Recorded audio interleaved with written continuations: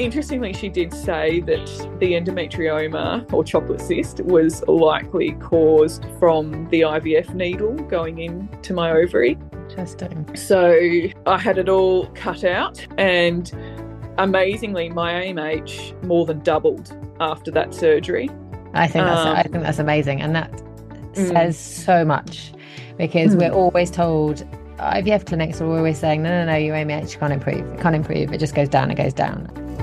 Hi, and welcome everybody to the Fertility podcast, where you will be empowered to learn how to thrive and conceive with endometriosis. If you want to understand more about your endometriosis, how it can affect your fertility, and how you can personally take action to optimize your health and life, then this is the place for you.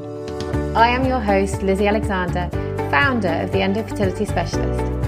As a doctor of marine ecology turned integrative nutrition health coach and holistic massage therapist, I bring a unique perspective to our discussions. Most importantly, I know what it's like to experience chronic fatigue and endo and struggle for years with primary and secondary infertility. I am now a super busy, thriving military wife, business owner and mother of an adorable little boy. Join me every Wednesday as I dive into topics that will support and guide you, from knowledge about endo and conceiving to nutrition, lifestyle and mindset, pain management to assisted fertility support, functional nutrition and testing, and much more. This podcast is designed to enhance your knowledge so you can explore the whys behind your endo and fertility struggles, whilst moving forwards towards thriving and conceiving. Please note that this is not meant to replace your current medical advice. Together, we will explore a holistic approach to healing that equips you with a toolbox full of diverse strategies to help you manage your endo and enhance your fertility journey. So sit back, relax, and enjoy listening. This episode is brought to you by my Ultimate Endo Fertility Library, available through the Endo Fertility app. This app, available on Apple and Google Play, makes it super easy to access valuable resources and courses right on your phone, even offline, making it perfect for meditations and travel. Inside the free library, you will find essential first steps to support your healing journey, including a quick start ebook, symptom tracker, delicious recipes, workbooks, guided meditations, and other helpful resources. So make sure to check out the show notes for the link to start exploring these resources today. Welcome to episode 53. Today, we're joined by Sophie, a remarkable client whose journey through fertility challenges and endometriosis offers hope and inspiration. Sophie's story began in 2019 when she started trying to conceive. She sadly had a miscarriage and underwent multiple fertility treatments, including rounds of IVF. But Sophie's determination never wavered. In late 2020, she underwent laparoscopic surgery with her fertility doctor, where they discovered she had stage 3 endometriosis, including an endometrioma on one ovary, likely contributing to her poor egg quality. Now, surprisingly, she was completely symptomless except for the fertility issues. Now, after the surgery, Sophie committed to maintaining an anti-inflammatory diet and followed the principles outlined in the book It Starts With the Egg. It was at this point that she sought my help as a nutritional health coach specializing in endometriosis and fertility to help her as she was a bit overwhelmed by it all. Together, we developed a comprehensive approach that included nutrition and lifestyle changes, stress management techniques, various holistic strategies, and some functional testing. Now, Sophie's perseverance along with the surgery and our targeted support paid off because she then became pregnant after just 4 sessions. Now, her journey continued as we worked through her pregnancy, postpartum recovery, and then preparation for a second child. And I loved working with Sophie. Her focus and her drive was excellent. I'm thrilled to share that she became pregnant again the second time and has since welcomed a healthy baby.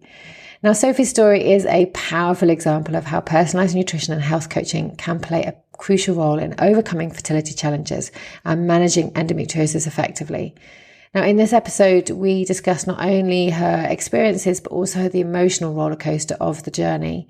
We explore the importance of informed decision-making when it comes to treatment options like IVF versus laparoscopic surgery, as she has quite a lot of lessons that she said that she would do differently if she were to do it again. So Sophie shares invaluable insights on how lifestyle changes can significantly impact fertility outcomes. So I'm really excited about sharing this episode with you. She's my first client interview, as not everyone wants to share their journey, but Sophie has been brave enough to, and I know you'll find it uplifting. Just remember that everyone's journey is different, from how they discovered they have endometriosis to their health history and the time it then takes to get pregnant. So let's dive into this inspiring conversation. Welcome, Sophie, to the podcast. I am so excited to have you on, and you're my first client podcast interview, and I'm over the moon that you are here. I've loved working with you it's in fact the last 3 or 4 years now, isn't it? Yeah. And I know your story will be uplifting and it will give lots of women and couples loads of hope. So how's your week been so far? Well, thanks, Lizzie. Yeah, no, my week's been good, thanks. Hectic, but good. Hectic. Well, it would be, as a mother of 2, which we'll come on to in a minute. I am sure it's very hectic. And are you back at work yet? Or you're going soon, aren't next you? week. Yeah. Oh, next week. That's how are you looking forward to that? Oh, mixed feelings. Yeah, looking forward to adult time, adult conversations, and using my brain in different way. But obviously, I'll miss my babies. Yes, indeed. And I completely understand with that. So we came to work together after you had a investigative laparoscopic surgery because you weren't able to conceive. So, and they found that you actually had endometriosis, but you didn't have any symptoms. So can you share kind of like how this happened, like how you were struggling with pregnancy, getting pregnant, how and what steps you took to get to this point of having found out you had endo? Like, why were you recommended the surgery? How did you find out about the endo? Yeah, so when we started trying to conceive, we actually conceived first go trying. But unfortunately, that pregnancy ended in a miscarriage sort of around the 7 or 8 week mark. And so I had a D&C.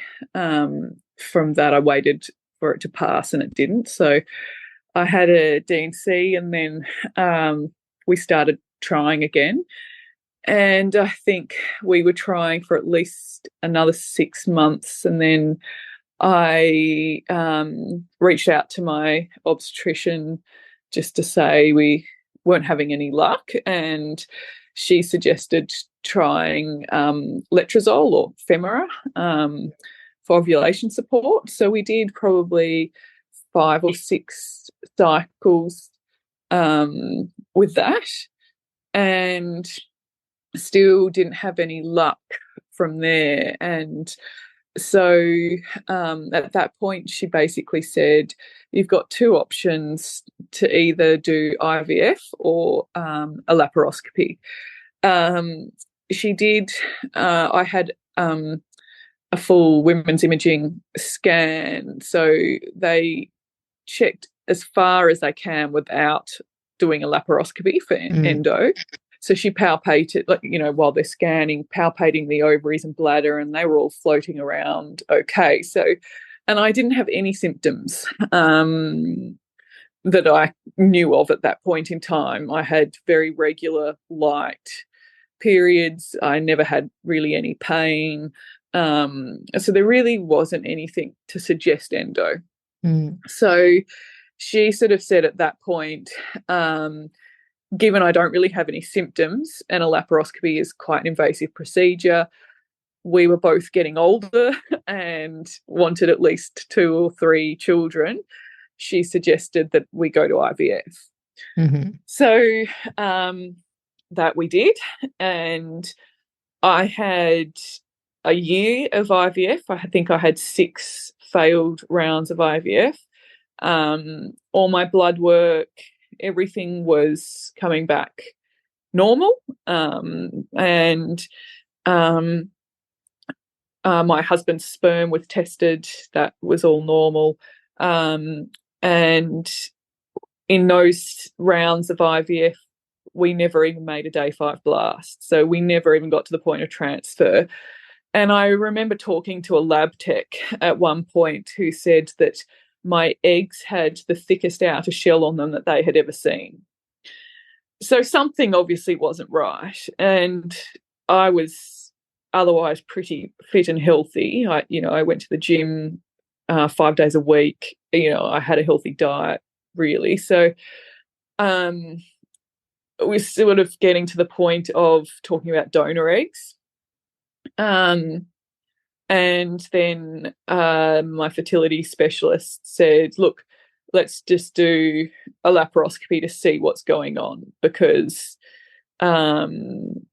he just felt that it wasn't right. Everything, it just wasn't adding up. Everything, Yeah. with all my results and everything, he couldn't work out why it wasn't happening. And then I guess, kind of lucky for me, he had hurt his wrist, and so he referred me back to my obstetrician gynecologist for the laparoscopy. And she's actually an endo specialist. So You lucked out there. absolutely. So I sort of said to her, is there really any point doing this surgery? Because I just felt like it was just another test, just because he didn't know what else to do, basically. And she said, look, I would never do a surgery for the sake of doing a surgery. She said, we will do, clean out the tubes, and a D&C, and obviously if there's anything else, then she'll sort it, basically. So, and I guess, look, it was just going to cross off another thing to know, okay, well, there's nothing wrong there, in a way. Yes. So I had the laparoscopy, and couldn't quite believe it when I woke up, and my obstetrician said, basically you were riddled with endo. So it was all over my bladder, my bowel, my ovaries. I had my entire perineum. I had a 1.5 centimetre endometrioma removed, excised. So she excised all of it. Interestingly, she did say that the endometrioma, or chocolate cyst, was likely caused from the IVF needle going into my ovary. Interesting. So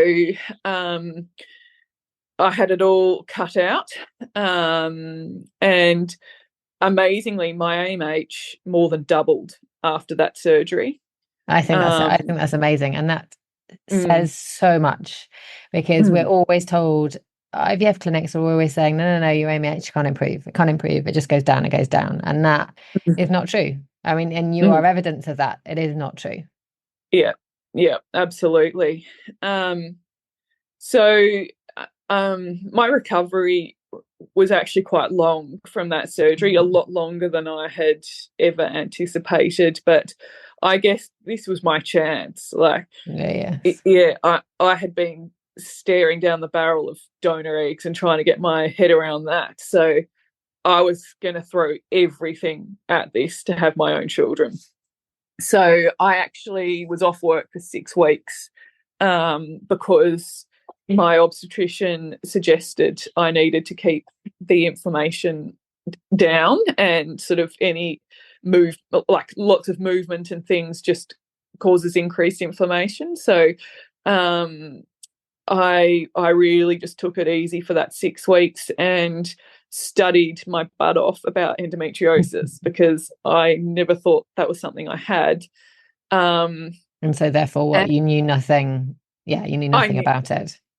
Well, in my whole IVF journey, I had been reading the book It Starts with the Egg by Rebecca Feck, and I had been on her Facebook group, and in that group, people share their stories, and ask others for advice, given they're all similar people going through similar things.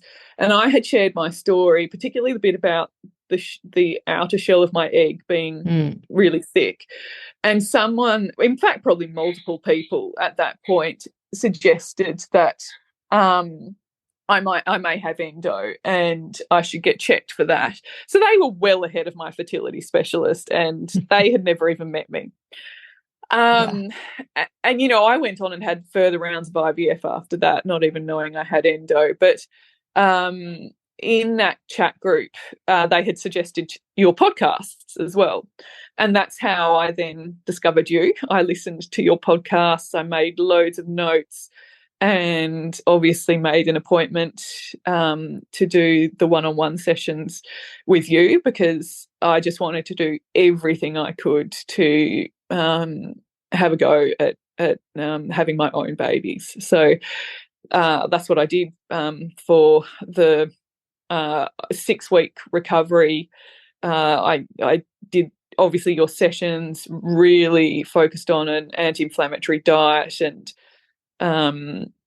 obviously lots of other things we worked on together, which we'll probably talk about coming up. But amazingly, my second cycle post that surgery, I fell pregnant with my now 3-year-old daughter. And that was and I remember, because we were working together by then, and I do remember when that happened, and it was amazing. And I suppose I just want to hop back to, how did you feel having had that point of, she said, either go for a laparoscopy or go for IVF? Do you wish that you'd gone for it's just an interesting one, because it is a chicken and egg. And I've had this chat so many times with clients before, with myself, about the fact that there isn't a clear-cut answer between, should you have surgery first? Should you go for IVF first? It's a hard one, isn't it? Sure. 1,000 times over, I would recommend to anyone to do the surgery first, because I wasted thousands and thousands and thousands of dollars on IVF that was never going to work. And not to mention the emotional roller coaster. It changed my relationship with my husband forever. And, just so much we went through. Sure, a laparoscopy is an invasive surgery, but so is IVF. IVF, I would say, is more invasive because it's so mentally invasive. And a laparoscopy, if you don't have endo, isn't actually that bad to recover from. No. And if you do have endo, you want it out. Yeah. And I just, for me, if I had the knowledge I have now, I every time again would have chosen that laparoscopy at that fork in the road, every time. And that is really interesting you say that, because I also think I would say that to myself from 2 years ago. It's interesting. It is interesting. And I think it is. I think there is some fear around doing the laparoscopy. I think IVF clinics also have a tendency to push you down the go for IVF first. Let's try this first, just in case it works. But it is such a lottery. You're spending so much money. And when you said a minute ago that your surgeon had said, surgery is invasive, and the first thing I thought was, hang on a second, IVF is invasive. It's invasive in so many ways. And actually the recovery, like you said, the recovery from surgery obviously is different for every person. It depends on the extent of the endometriosis. And initially it's painful, but it's amazing how quickly you recover in comparison to the IVF. 100%. And I think for me, even if you don't have endo, having a laparoscopy, cleaning out your tubes, having a DNC, just tidying everything up so you have the best home possible for an embryo to grow, that's a no-brainer. That's only going to help in your IVF journey if they don't find endo, or, you still need IVF. That it's sort of clearing the path ready for it to be more successful if you have to go down that route. But obviously for me, I didn't even have to have the IVF, to be successful after that surgery. So, IVF it's a dark place if it's not working for a long period of time. And I just think if you can avoid that, if there are other options before you get to that point, I would definitely choose them. Okay. Thank you, because it was just an interesting. I was like, oh, I'm going to jump on that point because and see how you felt about it. So thank you for sharing that. And I know the whole IVF journey is it's hugely Mm, emotional. And I think that's one of the biggest things is you can go through all the physical, the needles, and you hate needles to start with, and you get used to it and it becomes mm, so normal. But it's mm, the emotional roller coaster and feeling like you almost become addicted to going to the next thing. And mm. it's only when you break out of that you can kind of see the wood for the trees, that you go, hang on a second, I'm just being pulled into another round, spending more money, when actually, do I need to Yeah, stop, review the yeah, situation? 100%. Yeah. So what, in terms of, I mean, because one of the things I was going to come back there, I suppose, just to explain to the listeners, knowing you were definitely, we talked about it, you're an A-type person. So what I mean Mm, by that is you are kind of like, I'm going to do everything very studiously, really mm, well. I'm going to cross every dot, cross every T, dot every I. mm, mm, Um, and funnily enough, many women with endometriosis are that type of person where we push mm, ourselves too much. We are mm, perfectionists. And that's kind of mm. like part of that picture that actually sometimes, you know, we do push ourselves too much. And I think that's part of that disease, part of the disease in itself. And it was interesting when you came to trying to lower your inflammation and your recovery. You were impeccable. You were absolutely impeccable, but that can be very hard. And in the Yeah, short term, that's okay because you've got to focus. But in the longer term, I mean, how have you kind of like maintained your lifestyle? How have you maintained what you've done between, particularly kind of like having got pregnant quite quickly, then had during pregnancy, postpartum, like how have you found all of that? And what did you keep out where you might have brought some stuff in if you have been a bit yeah, more flexible? absolutely. So I did say that I was pretty fit and healthy, but the exception to that was I used to be a real chocolate fiend. So, I know that one. yeah, when I when I found out I had endometriosis and started the strict anti-inflammatory diet, um, I was strict. And I lost a lot of weight because Mm, I couldn't keep weight on because I was eating so clean. I wasn't really exercising though because I had to keep the inflammation down. So I went into my first pregnancy probably in the most unfit state I have ever been in, I would say, because mm. I couldn't exercise. So that was hard for me. But once I, this is going to sound terrible, but once I passed the blood glucose test with my first child, I allowed myself a little chocolate here and there. I was going to say pig on chocolate or just a little bit.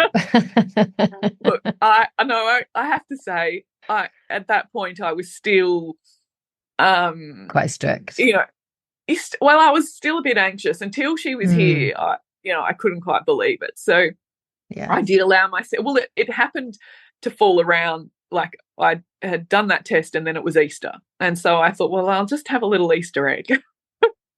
So that was probably the one exception during pregnancy. I had a little bit of chocolate in the second half, and the rest I sort of maintained the anti-inflammatory. So no, and no, I did bring in a bit of dairy too. Yeah, because I remember Um, talking to you about it and I was yeah, like, the thing is, it is this 80/20 principle. And yeah, you do need, and this is where it's like your weight was really low. You were finding yeah, it really difficult to yeah, maintain, and it was like, actually, I think you need to eat a bit more and you can now yeah, make a few exceptions, like bringing in yeah. some goat and some sheep. Do you know what I mean? Like, That's right. yeah. That's right. And so that's what I did. So that's what I did for that pregnancy. And I had a whopping baby and put on 20 kilos. um, and then I sort of allowed myself a bit of freedom after she was born to, I didn't just let go. I Mm, still, was reasonably strict because I knew I wanted another baby and I couldn't just stop, you know, Yeah. or You didn't want the inflammation going up. exactly. So I was having a bit of dairy, because I was breastfeeding and I wanted to You make needed it. sure I could maintain a supply. So I was, and I had a little bit of chocolate here and there, and I had the occasional drink here and there, and then when I think it was probably by the time she was about 4 or 6 months old, I decided I need to start preparing my body again, and I went strict anti-inflammatory again. I didn't go near the chocolate or anything, and lost a lot of weight again. But I was also trying to get my cycle back because I was exclusively breastfeeding, and she was a milk fiend. So I had to. Well, by 6 months, she was still sort of feeding like a newborn, so I sort of had to rein that in a bit, and managed to get my cycle back, still feeding her 4 times a day. So at that point, my obstetrician said, okay, you've got 3 cycles to try and conceive again, and if you don't have any luck, then we either need to do another laparoscopy or IVF, It's quite because quick. obviously, yeah, That's and I quite, guess the fear was that every time I bled, the endo was potentially growing again, and all the issues would arise again. So it took at least 3 cycles for my cycle to actually even out again. It was quite long, like a lot longer, and I was ovulating a lot later than was normal for me. And that gradually became earlier and earlier as I had more cycles. So by the 3rd cycle, I actually conceived. But it was a chemical pregnancy. But my obstetrician was like, "This is good. We know that your body can do it, and it's trying." So she sort of reset the clock and said, "Have another 3 cycles." She said, "You are more fertile after a loss, so let's just see what happens." So that sort of took the pressure off a little bit. But because I'd been using the ovulation tests, and I came to realize that literally 3 days after I stopped bleeding from that loss, I ovulated again. And so, because my normal is to ovulate like day 9, day yeah, 10. I remember. Yes. And so, I honestly didn't think it was going to happen that cycle, but we tried anyway. And I still couldn't believe it when I saw the test. But that cycle resulted in my son, who is now 1. That's amazing. So, yeah, it truly is. Absolutely amazing. And it does show how from all those years of trying to then suddenly, having the surgery, what an implication, and then all the hard work that you've done. Do you feel that you were too strict, or are you glad with all the choices that you took? Look, I would say it's such a vicious cycle because being strict can cause anxiety. And Yes. anxiety, we know, stress is not good for Yeah. this whole process. But also, I had to give this my everything. And I just couldn't not, like, I couldn't do it. If there wasn't a gluten-free option or a dairy-free option or whatever, I just didn't eat because I wasn't going to do it. I couldn't. So I think, yes, probably I was too strict, but for me, I just don't think there was any other way. Yeah. And that's where everybody's different in what they do. And it depends on where you're at. Some people find it quite difficult to buy into it and they struggle getting started. And then other people are more like you, where it's like completely hard line. And sometimes I've had to say, do you know what? If it's a case of not eat or eat and you're going to starve, you should actually eat. Yeah. like having a little tiny amount is not going to, it's not going to kill you. Do you know what I mean? But equally, sometimes that if that's your nature and that's your way, because also there is this whole self-sabotage thing. Sometimes when it's like, if you break, then you break. Yeah. You know, especially when you've been strict. So I think it's for everybody listening, it is important to understand what your nature's like. There is no, I mean, gluten and dairy are inflammatory. And I would say of the two, it's not necessarily that you're going to have to avoid it for life, because it depends on your situation. Some people, like, I keep trying gluten, I can't do it. Keep trying it, I can't do it. Whereas other people may find that actually after they've had their child or whatever, they might be fine on sourdough, and that's fine. And you just keep to that and it doesn't cause you. In your case, where you don't have any symptoms, you know, once you've decided that's it, we've had our family, then yeah, I mean, it's up to you what you do, I suppose. It's hard.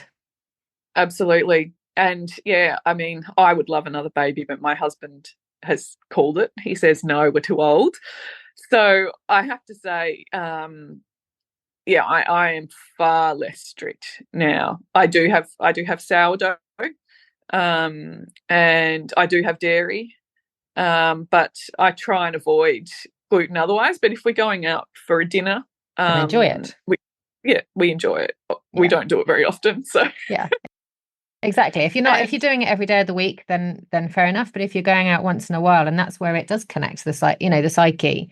And if you you feel like you're being restricted all the time, you end up with an eating disorder, and it can cause a lot of anxiety. And I've been there, got the ticket, and you go out and you like, I can't eat anything. And it becomes then you don't enjoy your dinner. It's not stressful. You don't know where you can eat. Your date night's not enjoyable.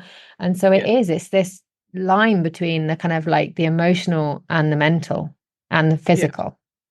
Absolutely.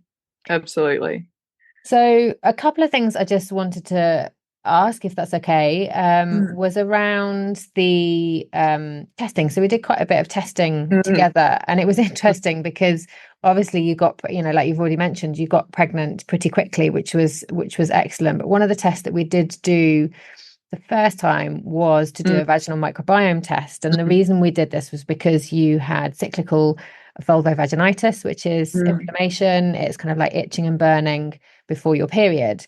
Remind me, did you have those symptoms? I think you did, didn't you? You did have the symptoms. Yeah. And that's why I flagged it. I red flagged it because anything where you're sort of symptomatic, and for everybody listening, if you have any type of symptoms, any discharge, any smell, anything like this, it is really important to kind of like check this out, because it's a red flag.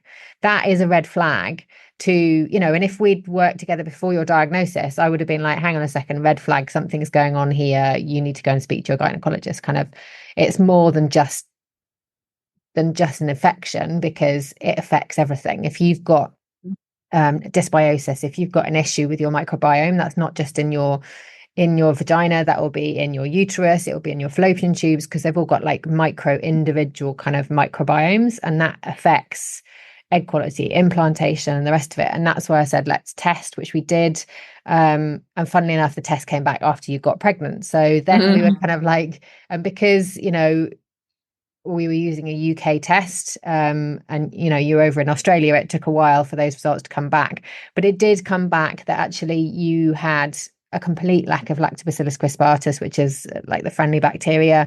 You had some bacterial vaginosis, BV species, and you had very, very high inflammation, which tied in with this cyclical vulvovaginitis. We couldn't do too much during pregnancy, but we did do some with a probiotic. And then this was something that then together we addressed this during your kind of like postpartum preparation then for your next pregnancy. And I think it is important to kind of recognize that if you have got a vaginal infection, it can, and sometimes it might not even be an infection, it can be just dysbiosis that you got. And the thing is, endometriosis affects and causes an imbalance in that bacteria. That is kind of like that direct, because you've got so much inflammation, it basically causes your friendly, healthy bacteria to disappear and become a more sort of intermediary environment that is not, like you said, a nice nest. It's not a nice home then for implantation and the rest of it. So by taking that inflammation away, then kind of like having vaginal probiotics, this can like all help. I mean, did you find this kind of like helpful? And then we got retested later. Did it give you peace of mind? How did you feel as part of that process? Yeah, absolutely. So I guess my obstetrician basically said mine was all hormone related. So mine was basically all endo related and she said there's nothing like there were antibiotics wouldn't have worked, she said, No. because it was my hormones driving it. So I guess in a way it wasn't necessarily an infection, but just complete imbalance. Exactly. But obviously, I absolutely think the probiotics helped. I've not had issues with it at all since. I didn't have any issues with my second pregnancy and haven't, touch wood, since giving birth either. Completely different experience. Yeah. So those probiotics were definitely life-saving for me. Excellent, because there is nothing, and the thing is, it's something that actually women find quite difficult to talk about. And it's interesting, kind of like with you, and it depends where in the world you are. And it was interesting when we started working together, the fact you had an obstetrician, whereas like when you're in the UK, you don't get an obstetrician when you're trying to get pregnant. You might get sent to the NHS, like fertility clinic, you might see the fertility nurse, you might not get to see it, you know. So the fact that you had someone that you were working with quite closely is a really good thing. And then in other countries, you can get that. So it just, it just depends whether they're going to pick these things up. Yeah, and I guess I was just super lucky because it's not really actually standard procedure here either. But is it not? My obstetrician, I had been seeing her for when I was pregnant initially and had the miscarriage. And so I was just lucky that she was willing to follow me up from that. Right. Okay. That makes sense. Yeah. Yeah. So had I not had that miscarriage and not seen her and was started from where we picked up, I wouldn't have had that contact. Yeah. So therefore, you might have had a completely different journey. Exactly. I was very lucky with sort of how it all played out, really. Yeah. Yeah. If you can call it lucky. I don't know. But yeah.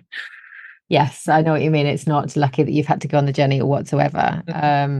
But yes, I know what you mean, that it may have taken even longer. Yeah. Yeah. But as you say, I think it is really difficult for people to talk about it because it's sort of, there's a lot of stigma attached to like say, oh, you have an infection. Like, yes. what have you been doing? Kind of thing. Yeah, It's like, well, yeah. And it's exactly. Like, yeah, and it's nothing to do with you haven't been sleeping around. It's nothing like that. It's literally because your body, like you said, your hormones are in balance. You've got too much estrogen and probably not enough at the other times.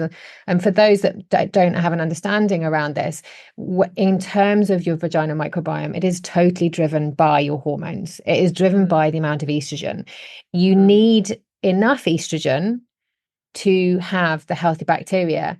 But you need enough estrogen at the right times, and it drops off and it picks up, and it's very cyclical. And that's why you can end up having symptoms at certain times of your cycle. You can end up having symptoms after you've had intercourse as well, because sperm is very alkaline and it kind of changes that acidity. You want it nice and acidic. And so that's why you can end up having symptoms, but it's driven by your hormones, by the amount of estrogen within your body, exactly like your obstetrician said. And that is the big connection with that endometriosis picture, as well as the information. And I guess the other thing is that my endo is sort of not the normal either. It's in that I have really low levels of estrogen rather than really high levels of estrogen, which it just adds another complexity, I guess. And I think that's a good point to bring up, actually, is that, and I've seen it depending on who, so the variety, you obviously I see kind of like a picture in terms of when clients come to me, everybody has a gut issue. And I now recommend that everybody does a vaginal microbiome test, because everybody comes back again with dysbiosis there. But in terms of their cycles, it can be very different. I think everybody thinks you'll have painful, heavy periods, but actually endo is painful, but it's not necessarily heavy. And so I've definitely seen like half will have light periods and half will have heavy. It's actually more the imbalance between the estrogen and the progesterone. So people who have light periods and low estrogen probably have even lighter amounts of, or lower amounts of progesterone. That often cause the imbalance. In your case, you might have had actually equal amounts of progesterone and estrogen, so you didn't get any symptoms. You didn't get any like spotting. You didn't get any of that kind of like imbalanced symptoms. But it is quite common to have light periods, and often that does come with lower body weight as well. So if you are, which you are, you're very slim, you're fit, when you have lower body weight, and then of course, and then you start sort of taking out food, you do notice it. And I've noticed that with me recently, whenever I kind of do try a bit of gluten, my period is heavier. So when I suffer with a light period, I find that even though it doesn't do my gut much good, it is interesting how it has that implication on your cycle. But we are what's the word? Going off on a tangent. Digressing, that is the word. I'd be interested to know what lifestyle techniques you found to be useful to support you through your health, managing motherhood, kind of like how anything that we talked about and we kind of like, I helped you with. Was there anything that you found useful? I think particularly in the early days of my pregnancy, deep breathing. Like before I went to bed, I would do a bunch of deep breathing exercises. I would even do them on the bus on the way to work, sort of any time where I was preoccupied and like didn't have enough going on and would overthink what was happening and get really anxious about,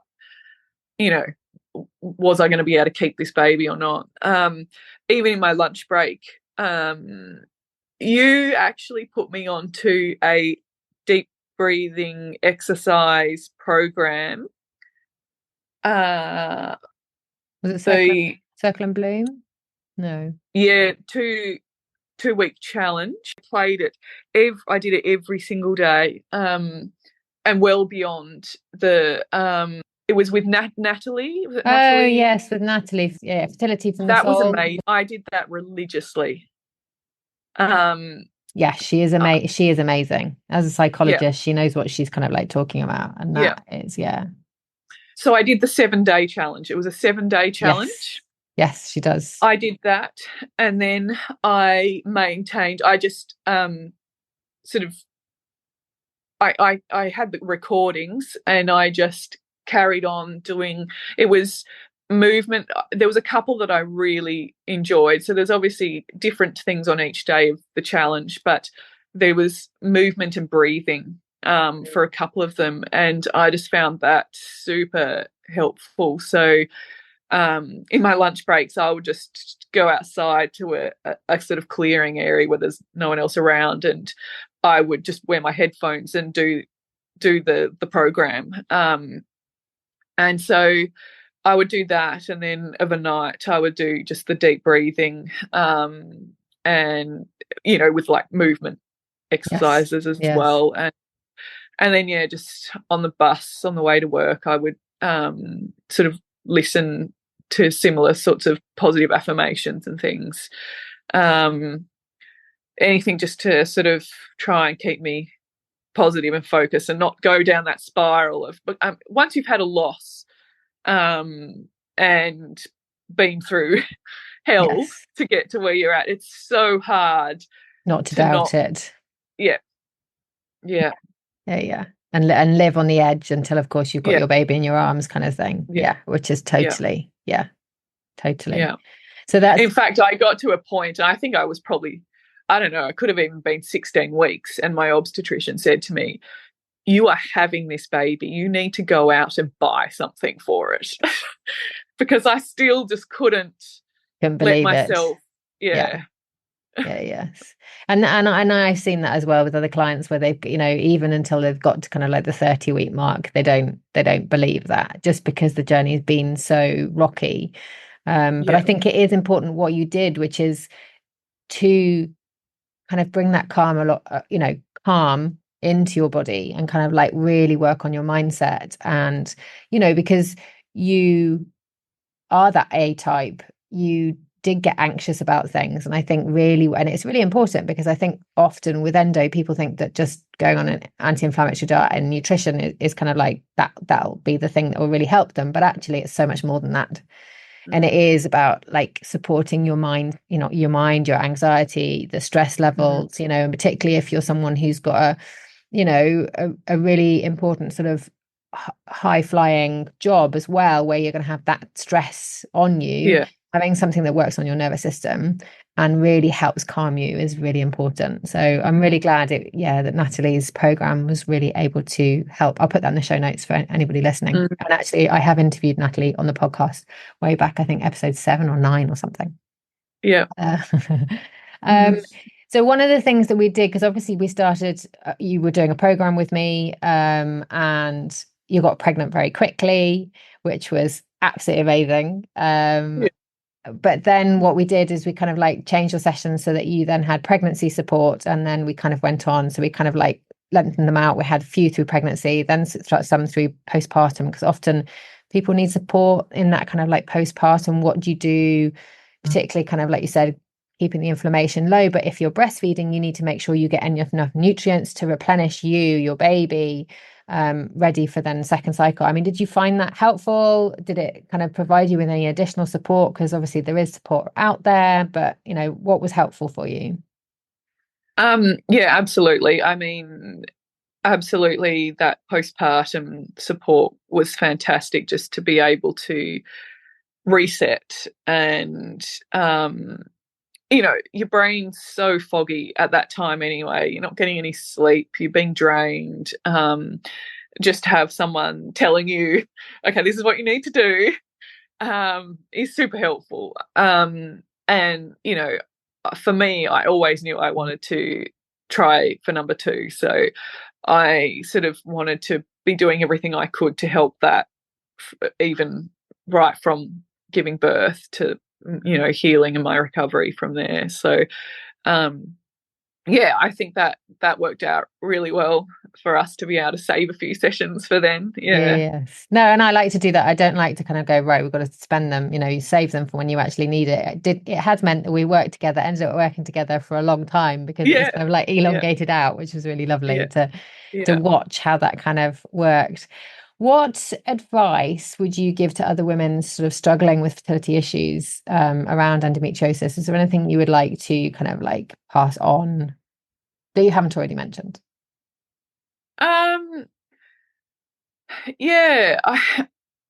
It's hard. I mean, it's so hard that there's just not enough known about endometriosis, and but I do, obviously, I really advocate for the anti-inflammatory diet. And yeah, I if anyone ever asks me, I've always said do the laparoscopy before IVF. But that was because that was my experience. And if I could turn back time for myself, I just hope by sharing that with other people, I can save other people the journey that I had to go down. Because I truly think nothing can be lost by having a laparoscopy. I think you've only got things to be gained, really. Sure, there's some risks, but there's risks with IVF. So, yes. Oh, yeah.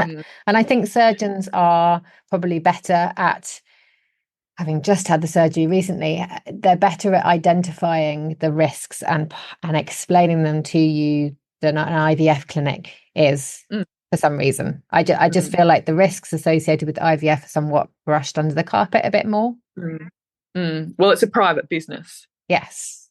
Well, I mean, I had private surgery. So I had private surgery and private IVF. And I would say, I just think the IVF is more optimistic, but I suppose maybe the risks with the surgery is just drummed into a surgeon that you need to present the risks just in a more scary fashion. Yeah. So maybe that's what puts people off.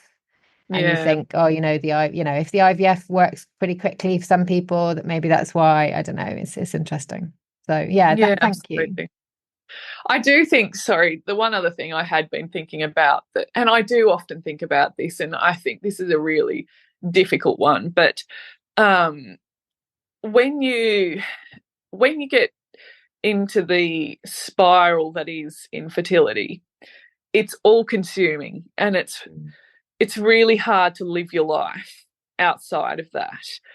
And it's so Mm-hmm. easy to say this now that I have my babies, but what I would say to people is, look, it will happen. If you want it badly enough, it'll happen one way or another eventually. But when it does, your life will change so drastically that if you can just make the most of your life child free and go out and do, go out to the movies, have nice dinners with the people you love, and just enjoy that single kind of life while you can, because you won't get that back for a very long time once you do have a Yeah, baby. But when you're trying and it's not happening, you just get so lost in that world that you forget to totally. actually enjoy that life Yes. before it's changed forever. And Yes. I don't know that I could ever change mine again if I went back, because I was just so absorbed in, I need this baby, I need a family. I just so wanted it to happen that it just consumed me entirely. But yeah, we had we known exactly what was ahead of us, we would have done more Much nice more. things.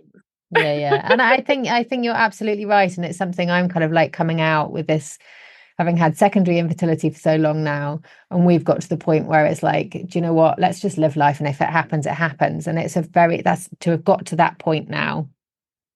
It's like, actually, let's just live our life. Let's just, Yeah, because it's just taken too much. It's taken so yeah, much from us mentally.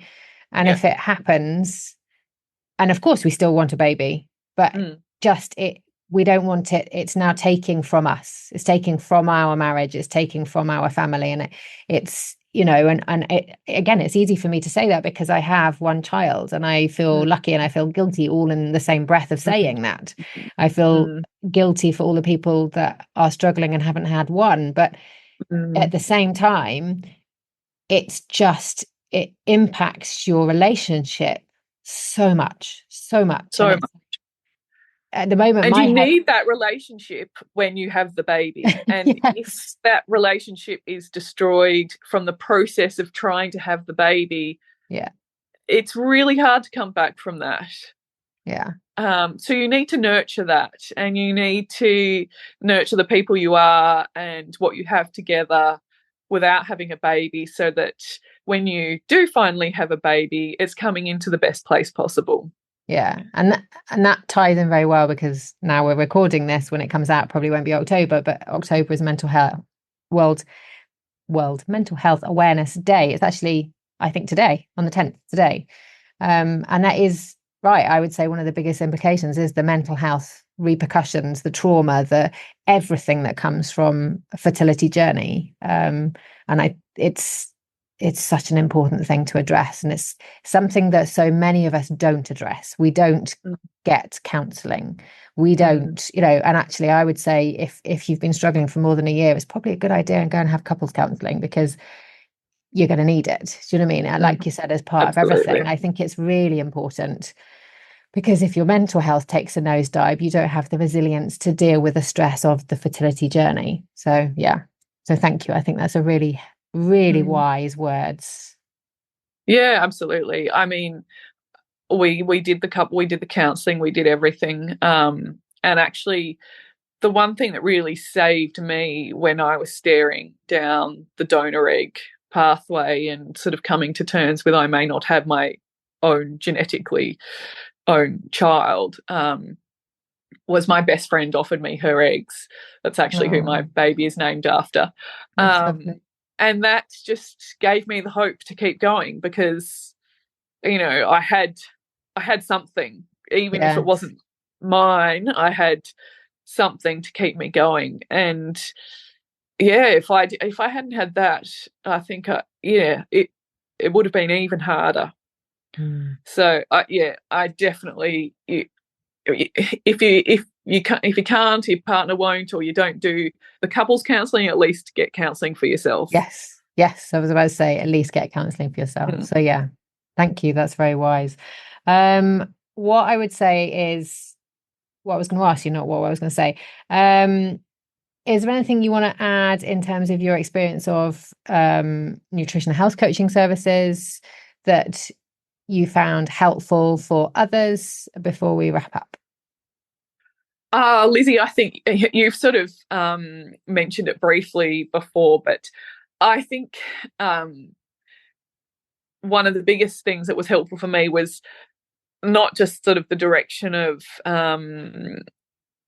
this is what to steer clear of, this is what to focus on for now, but I obviously needed you to give me permission as well to start bringing some things back in that I just wouldn't have done otherwise. And my body, I would say, definitely needed them, but my type A personality was too rigid, and the anxiety was too high. So it wasn't just the, okay, this is what you need to focus on and this is what you should eat, but also just allowing, I guess, breakthroughs from that as well. And that's probably a big thing that really helped me too. So, because, you can look up an anti-inflammatory diet and follow it, but that's not tailored to you and your situation. And your personality. Everyone's situation is so unique in this situation, like everyone's hormones are at slightly different levels, and it's so individual, and that's absolutely what you bring to this is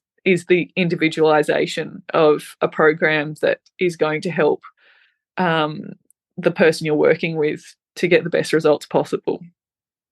Oh, thank you. And I agree with you. I remember one conversation. I think you were in the kitchen at the time, and you were like, well, I'm not eating any, you were kind of doing FODMAP as well, so you weren't having tomatoes or any peppers, and I was just like, I think you need some of these nutrients, that's almost more important now, because you're so I was like, I think we should bring some things back in here. Yeah, it's having that kind of someone just to sit on your shoulder and go, just talking it through. You obviously make the decision. I am not someone to go, you have to do it like this. It's kind of it's okay. It's okay to do this. The permission. Yeah, it's like the permission. So are there any resources or things that you think you found helpful along your way that you want to highlight to people? Well, obviously, finding you was a miracle for me, but in finding you, it was the Rebecca Fett and her website, Facebook group, that really, it starts with the egg, that and then she has a follow-up group for once you're pregnant. Pregnancy. And they were amazing resources for me, because you've got this whole group of women going through very similar journeys who are seeing thousands of the world's best IVF or fertility specialists between everyone. That just can bring different knowledge to the table. So, and everyone's willing to share and support each other. So that's an amazing resource. We also talked about, we used the Lily Nichols. Pregnancy. Food for pregnancy. Yes, food for pregnancy. And then we mentioned earlier Natalie Masson's Fertility for the Soul. So she's really good on the mindset, kind of psychology side. Exactly. So it's sort of a bit of every angle, but they were my key resources, I guess. And then, of course, my obstetrician, who got me there in the end. Yes, exactly. Amazing. So finally, a question that I always ask everybody, whoever I'm interviewing. So for those who are listening today, could take away one thing from your journey and experience, what would that be?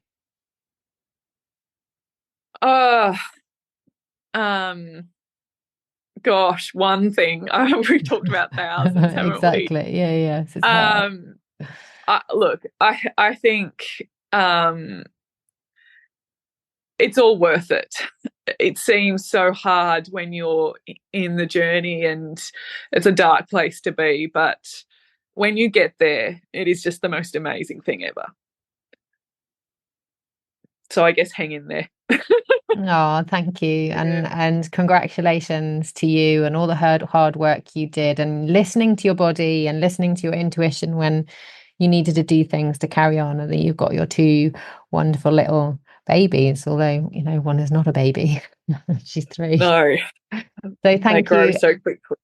Thank you, Sophie, for coming on here and being wonderful and being interviewed on the podcast. I really appreciate it. No worries. Thank you, Lizzie, for all your help. Thank you so much for listening. I hope you enjoyed this episode and found some useful tips and actions you can take away and put into practice. If you loved listening, be sure to subscribe so you'd never miss an episode. It would be amazing if you could take a minute to leave an Apple or Spotify review. Your feedback helps us reach more women who might benefit and keeps the podcast going strong, and it only takes a second. If you know someone who would love to listen to this episode, please share it with them. So this season, I'm introducing the podcast goodie bag, where you will get access to a range of fantastic freebies contributed from our guests. To do this, you just have to sign up to the Endofertility mailing list, which is where you'll be the first to hear my inner thoughts, tried experiences, and the latest products and service launches. The link to the podcast goodie bag sign-up page is in the show notes below. Enjoy the rest of your day, and I'll see you next week for another episode.